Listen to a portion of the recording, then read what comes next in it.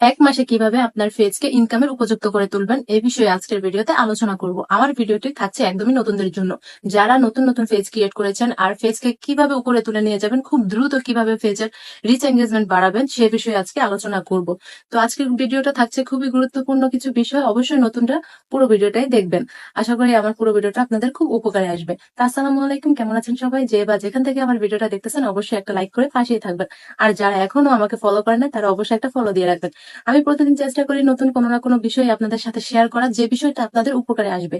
আমার এই 1-2 বছরের অভিজ্ঞতা থেকে আমি চেষ্টা করি আপনাদের সবার সাথে সবকিছু শেয়ার করা। যদিও আমি এই পেজে একদম নতুন, কিন্তু এর আগেও কিন্তু আমার আরেকটা পেজ ছিল।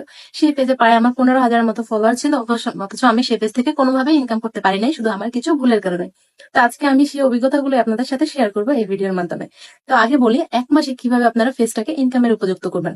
আমার এই পেজটা হয়েছে মাত্র 1.5 মাস। মানে 1.5 মাসে আমি বলতে গেলে ফেসবুক থেকে ইনকাম করা শুরু করে দিয়েছি। এখন অনেকে বলবেন কিভাবে 1 মাসে ফেসবুক থেকে ইনকাম করা যায়, এটা কি সম্ভব? আসলেই সম্ভব।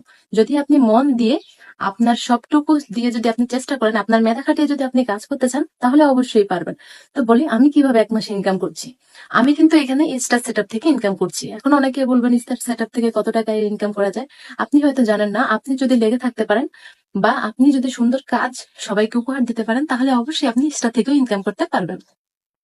এখন বলি, পেজ খোলার পর পরই কোন ভুলগুলো করা যাবে না। পেজ খোলার পর পরই আমরা কিন্তু কয়েকদিন কাজ করে আবার অফ করে দিই, এই ভুলটা একদমই করা যাবে না। আর পেজটা খোলার সাথে সাথেই কিন্তু কোন রকম খারাপ কোনো কমেন্ট করা যাবে না, বা কারোর কাছ থেকে ফলো ব্যাক বা মানে বিভিন্ন ধরনের সাহায্য আমরা চাইতে থাকি। পেজটা যখন নতুন ক্রিয়েট করি, সবাই সাহায্য করবেন, সবাই সাপোর্ট করবেন, এগুলো কিন্তু একদমই বলা যাবে না।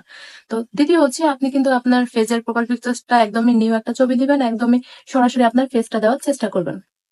তো তারপরে আপনারা যে কাজটা করবেন, কন্টিনিউ প্রতিদিন চেষ্টা করবেন, প্রতিটা দিন আপনাকে পেজের মধ্যে অ্যাক্টিভ থাকতে হবে। প্রতিদিন চেষ্টা করবেন ভিডিও আপলোড দেওয়ার, আর ভিডিওটা আপলোড দিবেন 1 ঘন্টা পর পর, 2 ঘন্টা পর পর।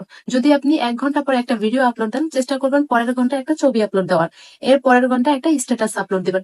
এভাবে কিন্তু যদি আপনি 2 ঘন্টা পর পর এরকম ভাবে ভিডিও ছবি আপলোড দিতেই থাকেন, তাহলে দেখবেন আপনি 1 মাসের মধ্যে আপনার পেজটাকে অনেক দূর এগিয়ে নিয়ে গেছেন। এটা আমি আমার অভিজ্ঞতা থেকে বলছি, এটা একদমই 100% কাজ করবে। আপনি শুধুমাত্র 1 মাস ট্রাই করে দেখেন, এই কাজটা আপনি অবশ্যই করতে পারবেন। আর অবশ্যই আপনি ফেসবুক থেকেও সফল হতে পারবেন।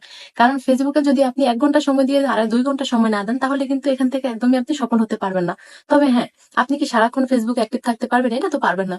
কিন্তু কিছু সময় আছে, যে সময়টা সবাই ফেসবুক অ্যাক্টিভ থাকে, তখন চেষ্টা করবেন সবার সাথে আপনার ফেসটাকে সবার সামনে তুলে ধরার।